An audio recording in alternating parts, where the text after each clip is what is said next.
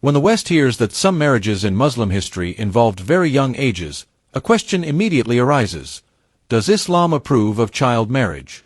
The simple answer is, Islam does not specify a numerical age. Rather, it sets three conditions: puberty, maturity, and consent. In other words, marriage is not measured by age alone, but by mental, physical, and social maturity. Throughout history, societies determined marriage age based on environment, climate, and natural development. In hot regions, such as ancient Arabia, physical and mental maturity occurred at a much earlier age, sometimes at 8 or 9. Nature was different, nutrition was different, and life developed more quickly. Thus, these cases were not exceptions or forms of oppression. They reflected actual maturity, not a mere number on paper. The irony is that the West, which today criticizes what it labels child marriage, practiced the very same thing, even more, until very recently. In England, until 1929, the minimum marriage age was 12 for girls and 14 for boys.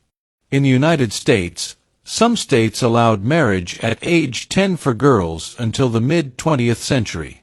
Even early American presidents married women who were considered young by today's standards. So why are these not labeled child marriages? And why is Islam attacked for something that was part of the history of all humanity? Islam does not evaluate marriage by numerical age, but by physical and mental maturity, and by the ability to bear responsibility. There are 15-year-old girls today who cannot manage their own lives.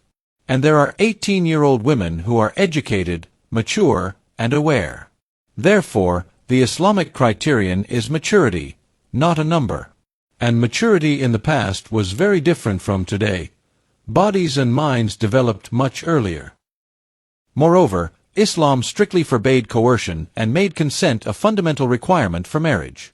The Prophet said, "An adult woman is not married without her command, and a virgin is not married without her permission."